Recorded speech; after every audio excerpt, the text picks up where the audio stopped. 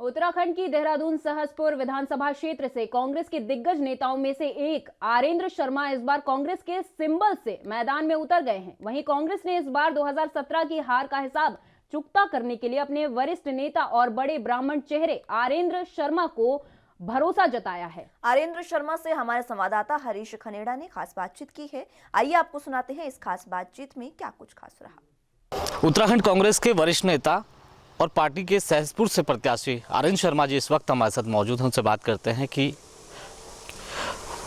Sir, आप party के प्रत्याशी हैं, किस तरह से आप चुनाव मैदान में रहेंगे, क्या कुछ आपके जो मुद्दे हैं वो रहेंगे खासतौर पर? देखिए, हमारा सबसे बड़ा मुद्दा बेरोजगारी का है और उस क्षेत्र में पिछले 15 सालों में विकास पूरी तरह ठप पड़ा हुआ है।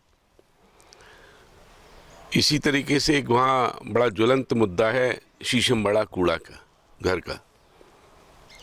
उससे वहाँ की जनता बहुत ज़्यादा परेशान है।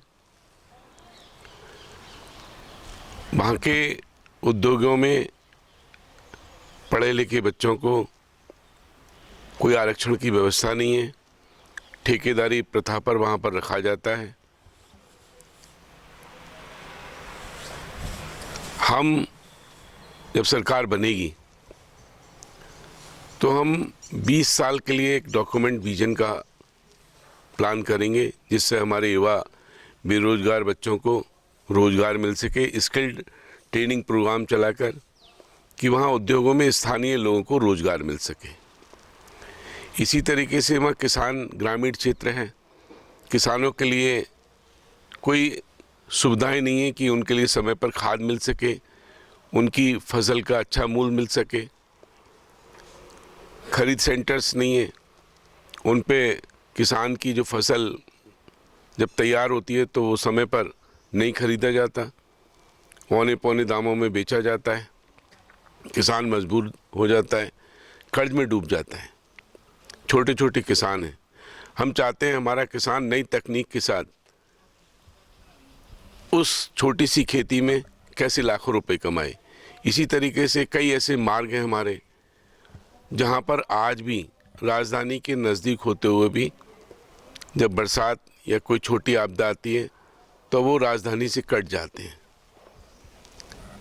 कई फॉरेस्ट क्लियरेंस के कारण बहुत छोटी छोटी 100 मीटर 200 मीटर के कारण पूरे गांव जहां आबादी रहती है वहाँ उनका संपर्क कट जाता है।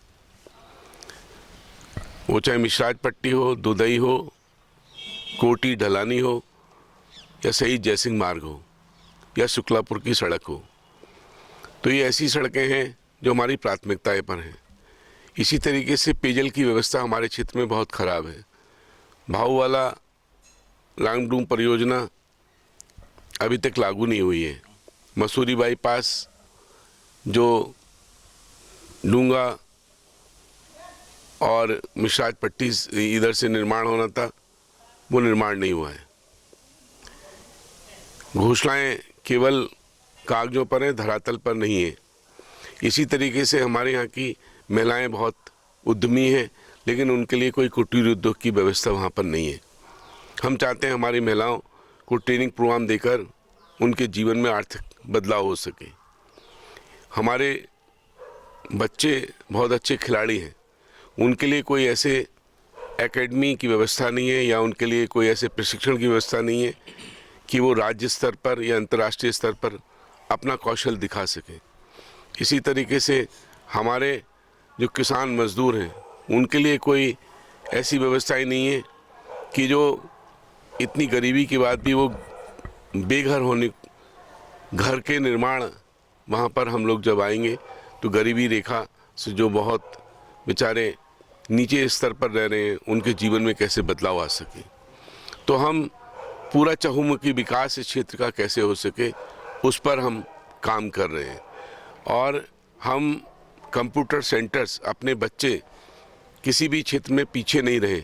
हम चाहते हैं कि जो हमारी 56 ग्राम सभाएँ हैं उसमें सारे बच्चे जो भविष्य है हमारा, उनमें प्राथमिक शिक्षा देकर कोडिंग अभी से ही लर्निंग प्रोग्राम हो, या हमारे जो युवा बच्चे जो आज की नई कंप्यूटर कोडिंग है, कोडिंग की उनका प्रशिक्षण देकर हम अपने युवाओं को रोजगार के लिए नई जो है उससे जोड़ सकेंगे। पार्टी ने आप पर भरोसा जताया और 2017 में आप रनर रहे, लेकिन वहीं हम बात करें तो नरेंद्र तिवारी के काफ़ी खास रहे आप, तो इस अनुभव को कैसे यहाँ पे काम करेंगे आप, किस तरह से देखिए, साझा करेंगे? मैंने जो भी सीखा है वो ऐसे उनके साथ सीखा कि स्वर्गीय नरेंद्र तिवारी 4 जब सिटकुल क्षेत्र, चाहे वो हरिद्वार का हो या हमारे पंतनगर का हो या ऑन सैटेलाइट सिटी बनाने का हो, क्योंकि हमारा उत्तराखंड काफ़ी कुछ स्विट्ज़रलैंड से मिलता जुलता है। हम चाहते हैं कि हमारे उत्तराखंड का भी जीडीपी पूरे विश्व में सबसे ज़्यादा हो। यहाँ असीम संभावनाएं हैं विकास की, और निश्चित ही हम सब ने जब 9 नवंबर 2000 को ये सपना देखा था कि हमारा उत्तराखंड जो है भारत का सबसे अच्छा राज्य बनेगा। हमने स्वर्गीय नरेंद्र तिवारी के सानिध्य में रहकर जो कुछ सीखा, उसके लिए मेरा विजन है कि मैं उसको आगे भविष्य में योजनाएं बना सकूं। जैसे कि हम बात कर रहे हैं कि अंदरूनी कलह से कर रहा हूँ, कांग्रेस कैसे निकल पाएगी बाहर, क्योंकि अब चुनाव भी बिल्कुल नज़दीक हैं। ऐसे में जो लगातार जो अंदरूनी कलह है वो लगातार थमने का नाम नहीं ले रहा। कई गुट कांग्रेस मटी हुई है, कहीं अभी भी कई जगह विरोध प्रदर्शन चल रहे हैं। किस तरह से देखते हैं आप? देखिए, वो ऐसे छोटे मोटे प्रदर्शन चलते रहते हैं, लेकिन मन मुटाव हमारा किसी का नहीं है। सब लोग मिलके कांग्रेस के लिए काम कर रहे हैं, और कहीं छोटी मोटी बात भी होगी मिल बैठकर उनको मनाएंगे। सभी हमारे लिए भाई और उसकी तरह हैं, सब कांग्रेस जन हैं, सब में जो है कांग्रेस के लिए काम करने के लिए एक जज्बा है। और निश्चित ही जब आप देखेंगे 10 मार्च को जो परिणाम आएगा, तो बहुमत के साथ कांग्रेस की सरकार बनेगी। तो ये थे हमारे साथ आनंद शर्मा बात करने के लिए, जिन्होंने कहा कि वो निश्चित तौर पे इस बार जो पूर्ण बहुमत की सरकार की उन्होंने बात की है कि सहसपुर सीट को भी उन्होंने कांग्रेस की झोली में डालने की बात की। मैं सहयोगी रमन जायसवाल के साथ हरीश खनेड़ा, एनबी न्यूज़, देहरादून।